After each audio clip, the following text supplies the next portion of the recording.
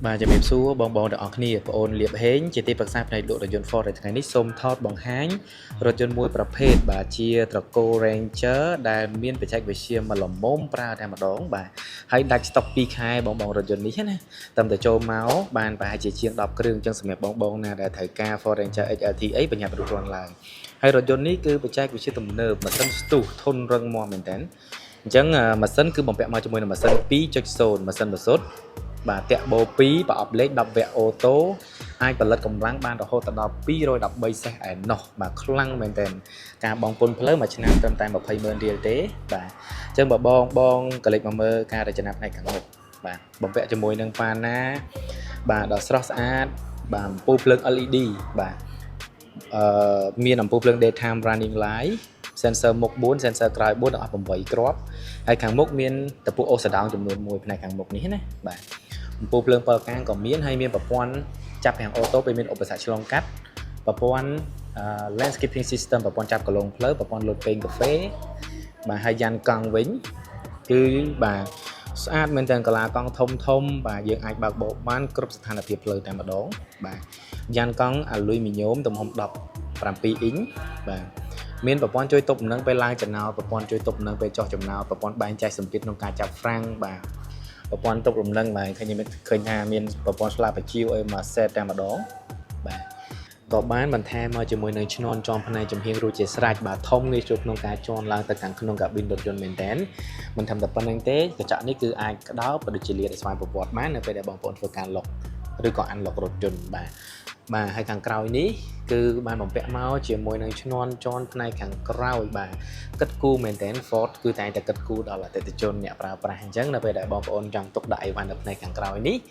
បាទពីមុនគឺបងប្អូនត្រូវជាន់កង់ជាន់អីចឹងទៅនាំតែមានគ្រោះថ្នាក់កិនជើងកិនអីអញ្ចឹងយើងគ្រាន់តែជាន់លើនេះមកយើងអាចទុកដាក់អីវ៉ាន់លើនេះបានឬក៏យើងចង់ឡើងទៅបាំងខាងក្រោយនឹងអីចឹងណាបាទខាងក្រោយនេះគឺមាន sensor 4អញ្ចឹង4មុខ4ក្រោយដល់8ក៏បន្ថែមជាមួយនឹងកាមេរ៉ាផ្នែកខាងក្រោយចំនួន1ដែរកាមេរ៉ានេះគឺច្បាស់មែនតើកម្រិត HD តែម្ដងហើយមានបន្ទាត់ Retina ចកោទៀតបាទនេះគឺ logo HLT អញ្ចឹងបញ្ជាក់ថាឡាននេះគឺ Foranger HLT អញ្ចឹងស្អាតមែនតើបាទហើយសម្រាប់ការអូសដោងបាន3តោនផ្ទុកទម្ងន់បាន1តោនកន្លះចុះទឹកបាន8ទឹកអូខេអញ្ចឹងយើងមើលផ្នែកខាងក្នុងម្ដងនេះគឺយើងអាច scan នៅលើដៃទ្វារដើម្បី lock ក៏ដូចជា unlock រថយន្តបានហើយបើនិយាយពីទ្វារវិញគឺហាប់ណែនមែនតើបាទតួរថយន្តគឺបំពាក់ជាមួយនឹងដែកថែបដ៏រឹងមាំធ្ងន់បាទហើយល្បីតគ្នាហ្មងថា Ford គឺធ្ងន់ហាប់ណែនបើកលឿនអត់ឃ្លោងអត់ហើរគូតអីទេបាទអញ្ចឹងគឺខាងក្នុងវិញមានរលាយមែនតើបាទទំហំ space តលាយផ្ដល់ជូននូវផាសុកភាពដល់អ្នកបាទបើកបរក៏ដូចជាអ្នករួមដំណើរខាងក្នុងរថយន្តបាទចកូតនេះគឺជាប្រភេទចកូតភ្លើងអេឡិចត្រូនិកបាទធូរងាយស្រួលក្នុងការបើកបរកុងទ័រ Digital អេក្រង់ Touch Screen ធំអាចភ្ជាប់ជាមួយនឹងកម្មវិធី Apple CarPlay Android Auto បានដោយមិនបាច់ប្រើខ្សែហើយខាងនេះមាន wireless charge មានរុន USB Type A ក៏មាន Type C ក៏មានដែរបាទហើយមានកាពីតាសបាទកាពីតាស PA 4A 4L មានប្រព័ន្ធជួយទប់លំនឹងពេលចុះចំណោតប្រព័ន្ធជួយទប់លំនឹងពេលឡើងចំណោតប្រព័ន្ធបិទបើក sensor ប្រព័ន្ធជួយទប់លំនឹងពេលបើកលើផ្លូវល្អផ្លូវកោងវិជាការកឡាប់បាទប្រព័ន្ធ lock ពងក្រោយនិងប្រព័ន្ធ Stereo Drive Mode អញ្ចឹង Drive Mode បងប្អូនអាចប្រើប្រាស់បាន4 mode មានផ្លូវធម្មតាផ្លូវក្នុងក្រុងផ្លូវអូសដោងក៏ដូចជាគេហៅថាផ្លូវល្អផងដែរអញ្ចឹងបងប្អូន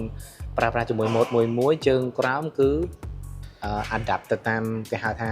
បត់បែនទៅតាមស្ថានភាពផ្លូវដែលយើងកំណត់បាទអញ្ចឹងពងសុវត្ថិភាពមកជុំរថយន្តតែម្ដងខាងលើគឺពណ៌សប្រផេះបាទប្រផេះអូខេហើយដៃទ្វារបងឡើងនេះដៃទ្វារផ្នែកខាងក្រោយក៏អញ្ចឹងដែរគឺផ្ដល់ជូននូវផាសុកភាពដល់អ្នករួមដំណើរផ្នែកខាងក្រោយដែរដោយសារតែរថយន្តនេះគឺបំពាក់មកមានម៉ាស៊ីនត្រជាក់ផ្នែកខាងក្រោយហើយមានរុនកន្ទុយបារី USB 12V ដែរបាទហើយខាងក្រោយក៏អត់ចៀតដែររថយន្ត pick up ធម្មតាខាងក្រោយយើងចៀតតែសម្រាប់រថយន្ត Ford ចំនួនថ្មីនេះគឺខាងក្រោយធ្វើមកហ៊ានតលាយមកល្មមបាទហើយដៃទ្វារខាងក្រោយក៏នៅក៏ដូចខាងមុខដែរបាទ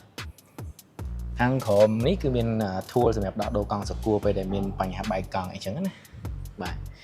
អញ្ចឹង XRT នេះគឺចូលមក តិចទេបងគឺតែ10គ្រឿងជាងទេមានពណ៌សនិងពណ៌ប្រផេះ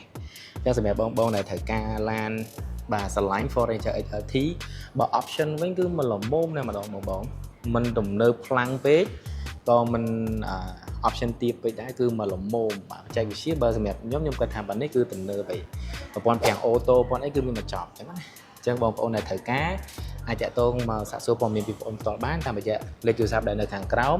ក៏ដូចជា link Telegram បងប្អូននៅក្នុង caption ខាងលើបាទអញ្ចឹងខ្ញុំបាទលៀបហេងជាទីប្រឹក្សាផ្នែកលក់រថយន្តប្រចាំក្រុមហ៊ុន Ford សូមអរគុណសូមជម្រាបលា